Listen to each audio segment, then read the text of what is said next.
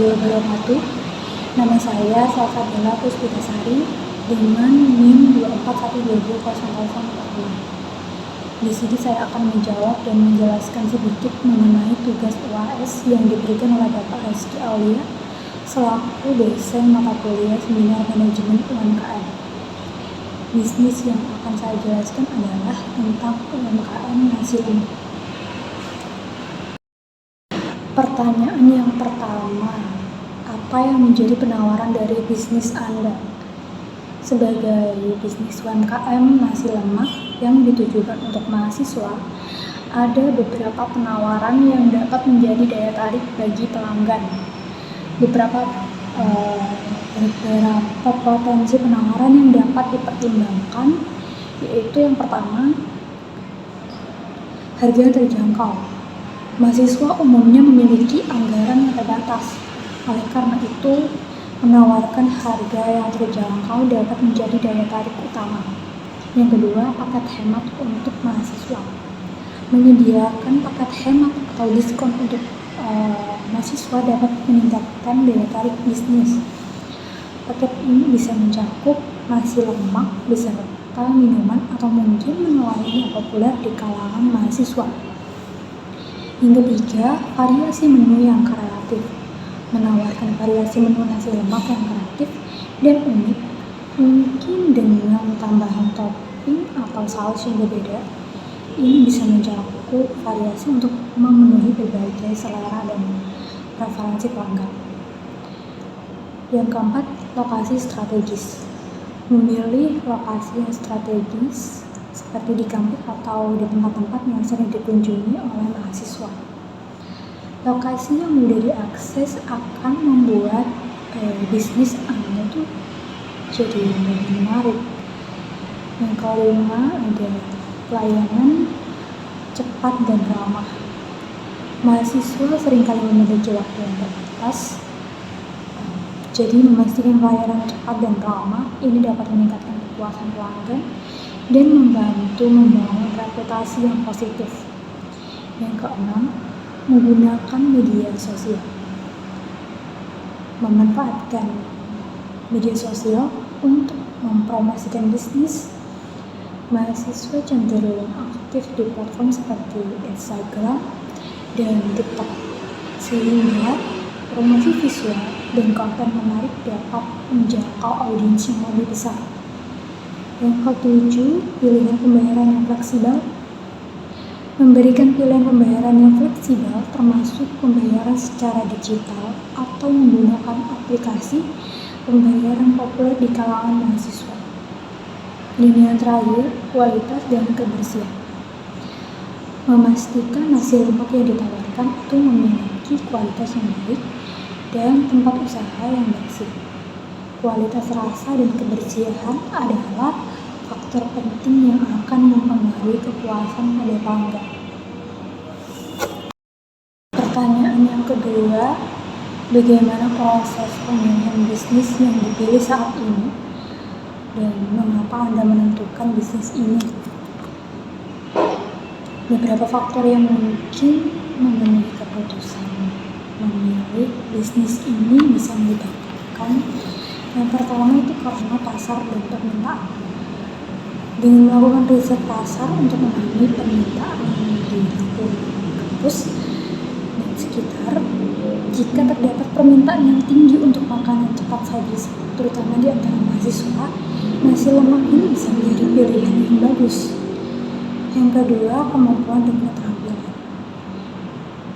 Bisnis nasi lemak dipilih karena kemampuan beberapa dari kami dalam memasak dan menyajikan hidangan nasi lemak tersebut. Yang ketiga, kesesuaian dengan lingkungan. Bisnis yang sesuai dengan lingkungan sekitar kampus atau area mahasiswa dapat menjadi pilihan yang tepat. Nasi lemak mungkin menarik karena kepraktisannya dan kemampuannya untuk menjadi pilihan makanan sehari-hari bagi mahasiswa yang sibuk.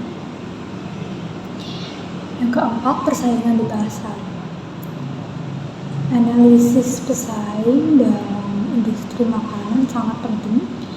Bagaimana bisnis nasi lemak ini dapat bersaing atau memberikan nilai tambah dibandingkan dengan penjual makanan lainnya di sekitar kita. Yang kelima, biaya dan keuntungan. Analisis biaya dan keuntungan adalah langkah yang penting untuk menilai apakah bisnis ini tuh layak dan menguntungkan. Yang keenam, minat pribadi. Kadang-kadang memilih bisnis yang sesuai dengan minat atau hobi pribadi dapat menjadi motivasi tambahan. Yang terakhir, fleksibilitas dan skalabilitas. Seberapa fleksibel bisnis ini dan terhadap perubahan dan sejauh mana dapat ditingkatkan skalabilitasnya. Ini adalah pertimbangan yang penting untuk pertumbuhan jangka panjang. Pertanyaan yang ketiga, sesuai dengan analisis konsumen, siapa saja yang menjadi target pasar bisnis Anda? Target pasar bisnis UMKM nasi lemak ini bisa melibatkan beberapa segmen yang perlu dipertimbangkan, dan berikut ada beberapa kelompok yang mungkin menjadi target pasar. Yang pertama itu ada mahasiswa sendiri. Mahasiswa sering mencari makanan yang cepat, murah, dan enak. Bisnis nasi lemak dapat menarik mahasiswa yang ingin mengisi perut dengan makanan yang praktis dan lezat. Yang kedua, kerja kampus. Kerja kampus meliputi dosen, staf administrasi, dan pekerja kampus lainnya. Mungkin juga menjadi pelanggan potensial, terutama jika bisnis berlokasi dekat dengan kampus. Yang ketiga, peminat kuliner. Mahasiswa yang memiliki minat khusus dalam kuliner atau senang mencoba makanan baru dapat menjadi pelanggan setia jika nasi lemak yang ditawarkan memiliki variasi rasa atau inovasi. Pertanyaan yang keempat, siapa yang menjadi kompetitor bisnis Anda baik secara langsung maupun tidak langsung? Sebagai seorang mahasiswa yang ingin memulai bisnis UMKM nasi lemak, penting untuk memahami potensi kompetitor baik secara langsung maupun tidak langsung. Beberapa kemungkinan kompetitor yang perlu diperhatikan adalah yang pertama, kompetitor langsung ada warung nasi lemak lokal, yaitu warung nasi lemak tradisional atau penjual kaki lima di sekitar kampus atau daerah sekitar bisa menjadi pesaing langsung. Selanjutnya, usaha makanan ringan lainnya. Penjual makanan ringan atau warung makan lain yang menawarkan variasi makanan dapat menjadi pesaing langsung. Yang terakhir, pelanggan yang memasak sendiri. Mahasiswa atau orang-orang di sekitar kampus yang memasak nasi lemak sendiri bisa menjadi pesaing jika mereka lebih memilih memasak daripada membeli. Sedangkan pada kompetitor tidak langsung ada restoran makanan cepat saji. Tempat-tempat yang menyajikan makanan cepat saji atau warung makanan siap saji dapat menjadi kompetitor tidak langsung karena mereka mentargetkan pelanggan yang sama. Selanjutnya, aplikasi pengiriman makanan. Layanan pengiriman makanan seperti GrabFood atau GoFood bisa menjadi kompetitor tidak langsung karena menyediakan akses mudah bagi pelanggan untuk mendapatkan makanan dari berbagai tempat. Yang terakhir, kantin kampus atau kafetaria. Tempat-tempat makan di dalam kampus seperti kantin atau kafetaria dapat menjadi pesaing tidak langsung karena menawarkan alternatif makanan kepada mahasiswa. Pertanyaan yang kelima, hal apa saja yang telah dilakukan untuk menambah jumlah pelanggan baru atau bahkan mempertahankan? Untuk meningkatkan jumlah pelanggan baru dan mempertahankan pelanggan di bisnis UMKM nasi lemak oleh mahasiswa, Beberapa strategi dapat diimplementasikan. Yang pertama, pemasaran kreatif, memanfaatkan media sosial untuk promosi, posting foto yang menarik dari hidangan nasi lemak, testimoni pelanggan, dan promosi khusus dapat menarik perhatian. Membuat konten kreatif seperti video pembuatan nasi lemak atau cerita di balik bisnis agar membangun keterlibatan dengan pelanggan. Yang kedua, promosi khusus untuk mahasiswa. Menawarkan diskon khusus atau paket hemat untuk mahasiswa dengan menunjukkan kartu mahasiswa. Mengadakan acara promosi atau penawaran khusus pada waktu-waktu tertentu yang ramai di kampus.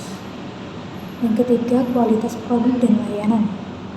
Menjaga kualitas produk dan layanan agar tetap memuaskan pelanggan.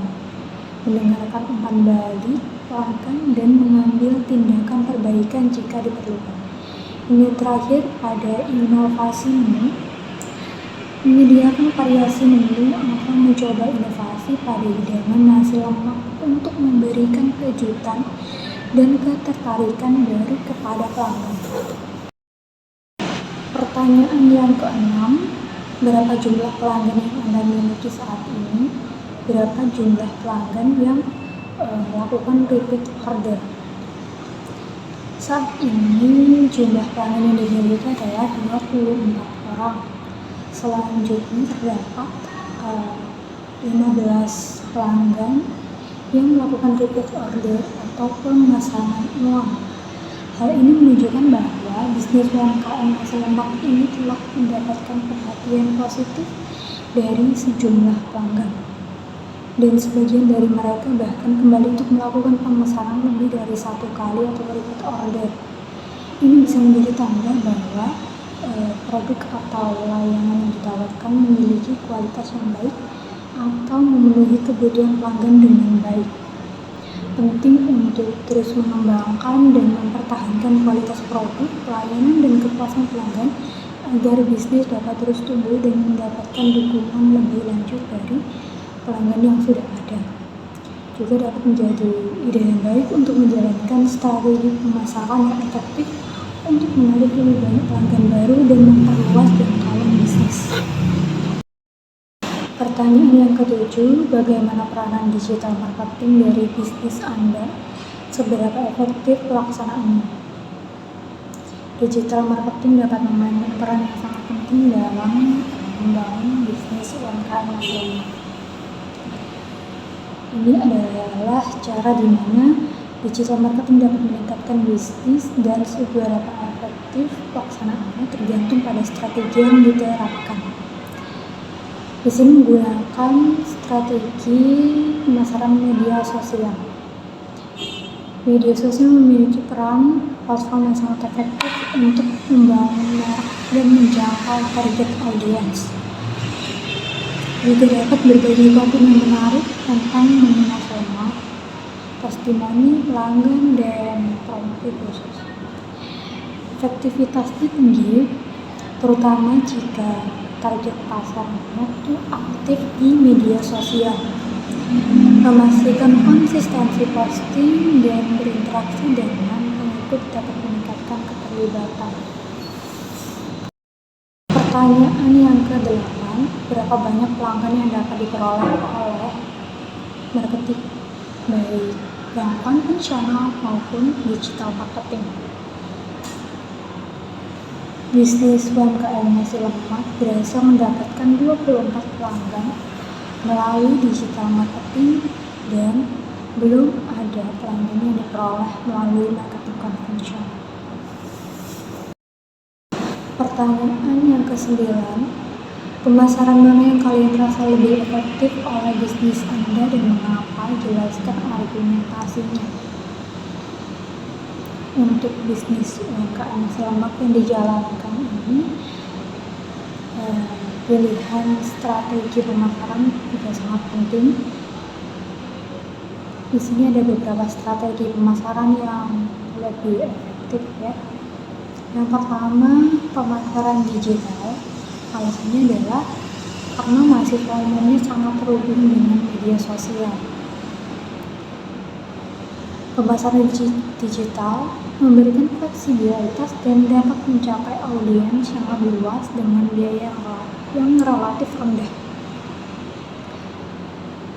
Dan kampanye iklan online dapat dioptimalkan dan disesuaikan dengan preferensi target. Selanjutnya ada kerjasama dengan mahasiswa kampus. Alasannya adalah menyelenggarakan kerjasama dengan kelompok-kelompok mahasiswa, organisasi kampus, atau cara kampus dapat membantu memperluas jangkauan bisnis. Menawarkan diskon khusus atau paket istimewa kepada mahasiswa atau staf kampus dapat menciptakan loyalitas pelanggan. Yang ketiga ada konten produk. Alasannya adalah membuat konten produk seperti video resep, cerita di balik nasi lemak, atau behind the skin dapat meningkatkan keterlibatan pelanggan. Membangun cerita brand yang kuat dapat membedakan bisnis dari pesaing dan menciptakan ikatan emosional dengan pelanggan. Yang ke-10, proses negosiasi apa yang sudah dilakukan agar bisnis yang Anda berjalan di tahap-tahap awal. Beberapa langkah yang mungkin dilakukan dalam proses negosiasi untuk memulai bisnis ini. Yang pertama, dengan identifikasi tim dan peran. Menentukan siapa saja anggota tim yang akan terlibat dalam bisnis. Mendefinisikan peran masing-masing anggota tim untuk memastikan distribusi tugas dan tanggung jawab yang jelas. Yang kedua, diskusi visi dan misi. Membahas bersama visi dan misi bisnis nasi lemak yang akan dijalankan.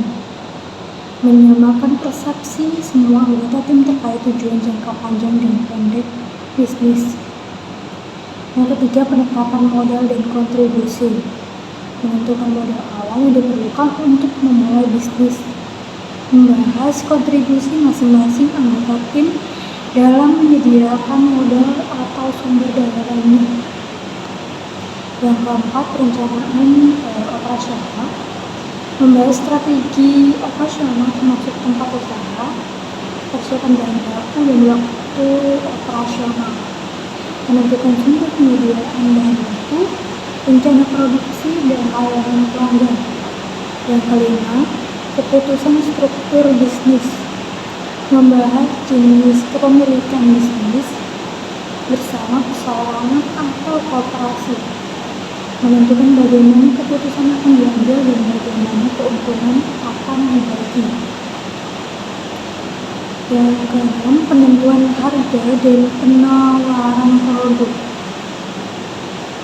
Menyepakati harga jual nasi lemak dan penawaran produk tambahan. Membahas kebijakan diskon, paket, atau promosi lainnya. Yang ketujuh, pengembangan brand dan pemasaran. Mendiskusikan strategi pemasaran untuk meningkatkan visibilitas bisnis. Menentukan strategi branding, promosi, dan strategi pemasaran digital. Yang kedelapan, sistem keuangan dan pelaporan. Menyepakati sistem keuangan dan pelaporan keuangan bisnis. Menentukan cara mengelola keuangan, pencatatan transaksi, dan pembagian keuntungan. Pertanyaan yang ke-11, pengelolaan keuangan bagaimana yang Anda terapkan pada usaha tersebut sehingga efektif dan efisien. Diperlukan untuk katanya efektif dan efisien. Beberapa langkah yang diambil adalah yang pertama, pembuatan anggaran. Menentukan anggaran awal untuk memulai bisnis. Mengidentifikasi semua biaya yang diperlukan termasuk bahan baku, peralatan, kemasan, promosi, dan jasa. Menetapkan anggaran bulanan untuk mengelola pengeluaran rutin. Yang kedua, pemantauan kas secara rutin. Melakukan pemantauan kas secara rutin untuk memastikan tidak ada kebocoran keuangan atau kejutan yang tidak diinginkan. Mencatat setiap transaksi dengan rinci. Yang ketiga, pengelolaan stok bahan. Mengatur sistem inventaris yang efisien untuk mengelola stok bahan baku. Menghindari kelebihan stok yang dapat menyebabkan pemborosan. Yang keempat, teknologi keuangan. Memanfaatkan teknologi keuangan seperti perangkat lunak akuntansi atau aplikasi keuangan untuk memudahkan pencatatan dan pelaporan. Yang kelima, pengendalian biaya. Menetapkan kebijakan pengendalian biaya yang jelas, mempertimbangkan untuk melakukan audit biaya secara berkala. Yang keenam, komunikasi terbuka. Komunikasikan kebijakan keuangan dan tujuan bisnis kepada seluruh tim. Mendukung terbukanya dialog dan ide-ide yang dapat meningkatkan efisiensi. Pertanyaan yang ke-12, resiko apa saja yang dihadapi oleh bisnis Anda dan bagaimana cara mitigasi? Bisnis UMKM seperti nasi lemak memiliki potensi keuntungan yang cukup besar, tapi juga menghadapi beberapa resiko yang perlu diperhatikan. Berikut beberapa resiko yang mungkin dihadapi dan cara mitigasinya. Yang pertama, persaingan yang ketat. Mitigasinya adalah melakukan analisis pasar dan identifikasi keunikan nasi lemak. Fokus pada keunikan cita rasa, bahan baku berkualitas, atau pelayanan yang lebih baik. Yang kedua, fluktuasi harga bahan baku. Mitigasinya adalah bekerja sama dengan pemasok yang dapat memberikan harga tetap untuk jangka waktu tertentu atau mencari alternatif bahan baku yang lebih stabil harganya. Yang ketiga, perubahan selera konsumen. Mitigasinya selalu terbuka terhadap perubahan selera pasar, terlibat aktif dengan pelanggan, dan menyesuaikan menu atau konsep bisnis jika diperlukan. Yang keempat, kualitas produk yang konsisten. Mitigasinya adalah implementasikan standar produksi yang tetap, melakukan pelatihan terhadap staf, dan terus-menerus melakukan pengawasan kualitas. Yang kelima, risiko kesehatan dan keamanan pangan.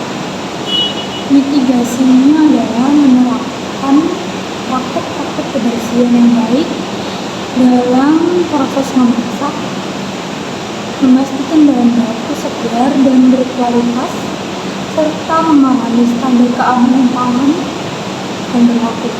Yang keenam, ketidakpastian ekonomi.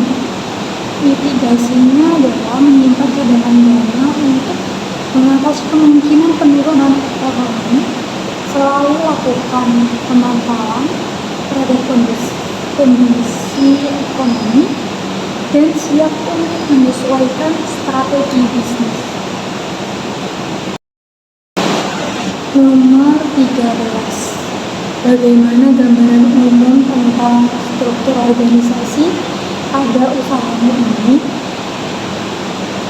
Struktur organisasi kelompok 2 pada UMKM nasi lemak ini terbagi menjadi 4 divisi. Divisi yang pertama ada divisi sumber daya manusia yang terdiri dari Ridhoi, Gempur, Ilya, saya sendiri, Salsa, Tanti, dan Maya. Yang kedua, divisi operasional yang terdiri dari Afinka, Elsa, Wildan, Ikhlas, Arif, dan Zendi. Yang ketiga, divisi keuangan yang terdiri dari Hasan, Regita, Widi, Aldo, Syafro. Yang terakhir ada divisi pemasaran yang terdiri dari Ismaili, Ainun, Nida, Jonathan, Safira, dan Nala. Yang ke-14, bagaimana kondisi perkembangan bisnis kalian saat ini?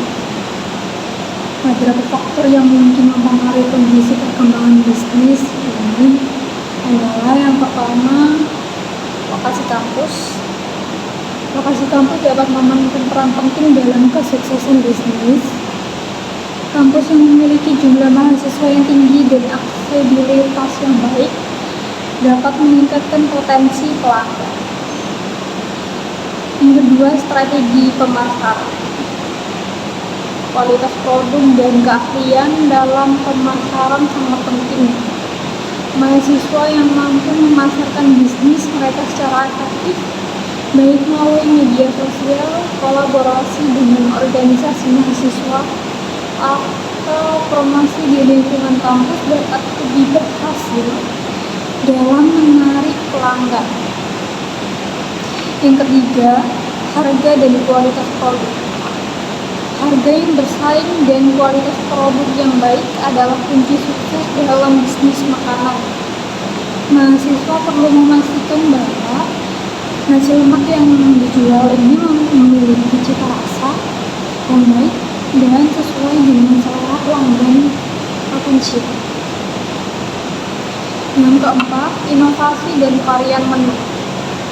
Keberhasilan bisnis dapat ditingkatkan melalui inovasi dalam menu atau menambah varian produk. Mahasiswa dapat mencoba menyediakan variasi lokal atau menambahkan menu pendamping yang unik. Yang kelima, manajemen keuangan. Pengelolaan keuangan yang baik sangat penting. Kita perlu mengelola biaya produksi, harga jual, dan keuntungan dengan bijak agar bisnis mereka tetap berkelanjutan. Yang keenam, pelayanan pelanggan. Pelayanan pelanggan yang baik dapat menciptakan pengalaman positif bagi pelanggan dan membangun loyalitas. Mahasiswa perlu memastikan bahwa kita ramah dan responsif terhadap kebutuhan pelanggan. Nomor 15. Bagaimana prospek bisnis Anda ini? Beberapa faktor yang dapat mempengaruhi prospek bisnis nasi lemak UMKM ini. Yang pertama adalah lokasi dan target pasar. Yang kedua, inovasi dan diferensiasi. Yang ketiga, harga yang bersaing. Yang keempat, pemasaran yang efektif. Yang kelima, pelayanan pelanggan. Yang keenam, manajemen keuangan. Yang ketujuh adalah kualitas produk. Nomor 16, akan dibawa kemana bisnis Anda ini dan apa keinginan Anda di masa depan terkait bisnis ini? Beberapa pemikiran umum tentang masa depan nasi lemak berdasarkan tren dan perkembangan yang mungkin terjadi. Yang pertama, pada inovasi menu dan variasi rasa. Kita mungkin akan fokus pada inovasi menu dan menciptakan variasi rasa yang unik, pengenalan bahan-bahan baru, atau teknik memasak kreatif dan memberikan daya tarik yang lebih besar kepada pelanggan. Yang kedua, penggunaan teknologi. Kita dapat memanfaatkan teknologi untuk meningkatkan efisiensi operasional, misalnya aplikasi pemesanan online, pembayaran digital, atau penggunaan media sosial untuk memperluas jangkauan dan meningkatkan visibilitas. Yang terakhir, pemasaran dan branding. Kita mungkin akan fokus pada strategi pemasaran yang kreatif dan efektif, pengembangan merek yang kuat, dan penggunaan media sosial untuk membangun hubungan dengan pelanggan dapat menjadi kunci kesuksesan. Terima kasih. Wassalamualaikum warahmatullahi wabarakatuh.